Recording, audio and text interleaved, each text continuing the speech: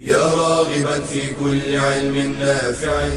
ينمو العلم ويتقدم بتقنياته ومجالاته، ومعه نطور أدواتنا في تقديم العلم الشرعي. أكاديمية زاد أكاديمية ينبوعها صاف ليروي غلة الظمآن، ومكارم الأخلاق ندرسها معا، أدب وتربية على الإحسان. بشرى لنا زاد أكاديمية للعلم كالأزهار في البستان.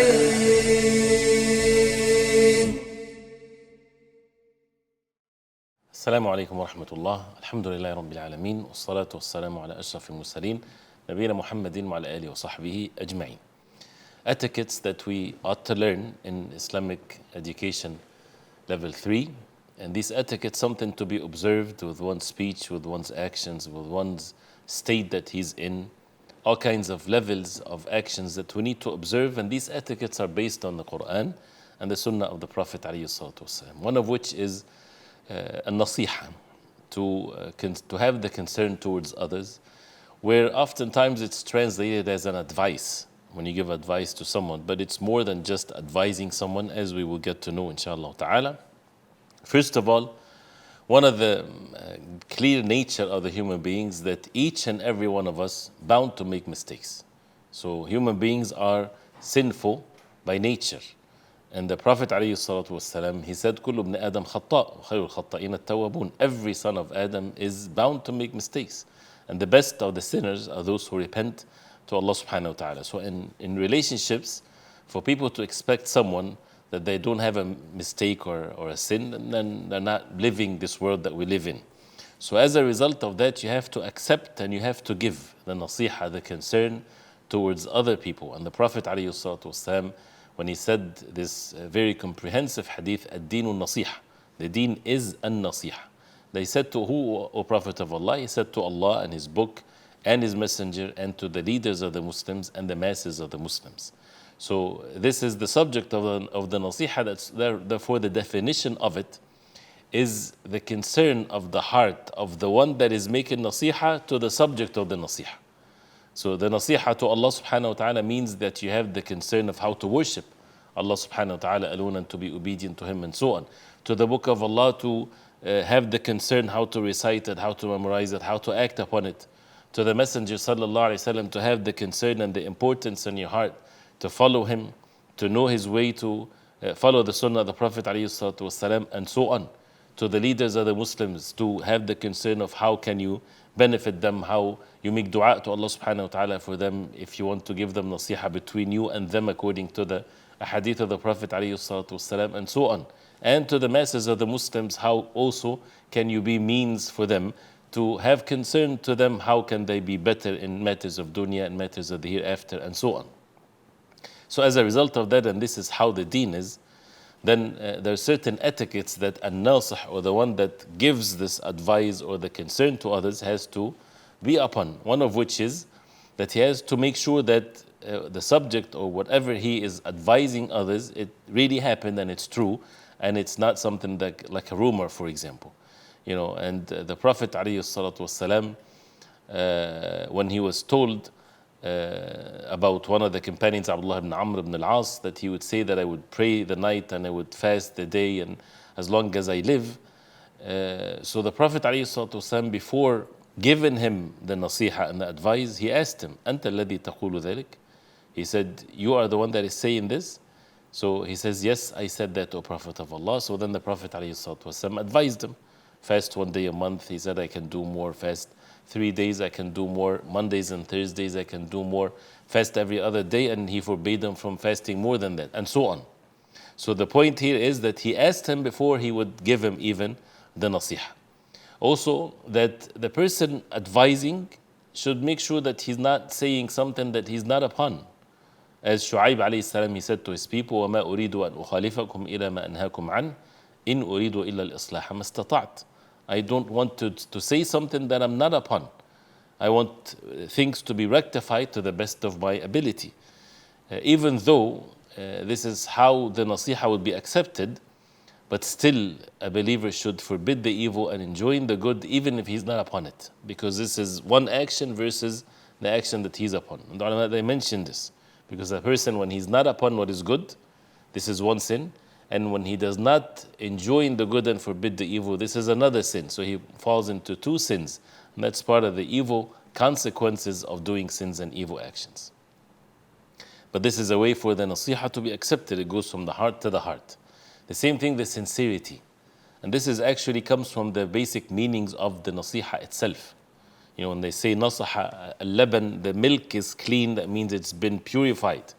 So one's sincerity in his heart, that he's truly, sincerely seeking the pleasure of Allah subhanahu wa ta'ala alone, not seeking to put down anyone or to look better than others. This is something that is very important for a Muslim to be upon. Also to be based on knowledge. You know, sometimes a person might give you a nasiha, but it's not according to the sunnah of the Prophet ﷺ. So someone giving advice to someone to indulge into a bid'ah or innovation in the deen because he thinks that this is the deen of Allah. So this is what it's supposed to be, based on ilm. And Allah subhanahu wa ta'ala said about Nuh alayhi salam, he said to his people, أُبَلِّغُكُمْ رِسَالَاتِ رَبِّي وَأَنصَحُ لَكُمْ وَأَعْلَمُ مِنَ اللَّهِ مَا لَا تَعْلَمُونَ. That I convey the message to you and I أَنصَحُ لَكُمْ, that I have that sincere concern towards you. And I know from Allah that you do not know, because He's a messenger of Allah. Another etiquette also, and that is to be trustworthy and to be truthful in one's advice. So Hud alayhi salam says to his people, وَأَنَا لَكُمْ نَاصِحٌ أَمِينٌ, trustworthy. No exaggeration, no lying to the people. Al-Mustashar mu'taman, as the Prophet ﷺ said, if someone takes your opinion in something, that means he hadn't trusted you to advise him and to give him the best of your ability of what you can say something that would benefit him. And the same thing with saying the truth and not to compromise the deen of Allah subhanahu wa ta'ala as a result of that. As the Prophet ﷺ said, وَإِذَا اسْتَنصَحَكَ فَانصَحْ لَهُ. One of the rights of your brother, that if you seek your nasiha and your advice, then be sincere in your nasiha and do the best you can in this. Do not deceive him, do not hide the truth from him, because he might not be happy or he might get upset as a result of this. Also, one of the etiquettes, not to disclose the matter in front of everyone and to humiliate the one that you're advising, but rather to do it secretly. That's why Imam al-Shafi'i rahimahullah, he said, whoever advises and admonish his brother secretly, he had nasahu, he fulfilled the nasiha and adorned him. And whoever does this openly in front of everyone, he had just made a fadiha to him. He disclosed his affairs and humiliated him. So this is something to stay away from. And the ulama even would compile books in this subject. Because the believer, his goal is not to defame people or to put down people or to be victorious because I look better than him, because I exposed his mistakes, but rather he wants the best. That's why he would conceal and he would advise. And the opposite of the believer, the fajr, the wicked one, he wants to do evil and he wants to spread corruption on the face of earth. Also, one of the things is not to delay the nasiha, but rather to do it as soon as a person can for the benefit of it. When a man came from the other side of the town to Musa alayhi salam, and he said that the people are plotting against you to kill you after he killed the man. So فَخْرُجْ إِنِّي لَكَ مِنَ النَّاصِحِينَ. He came from the other side of the town quickly so that he get to advise Musa alayhi salam before it's too late. To realize the level also of the subject that or the person or the thing that you're giving the concern to and making the nasiha to.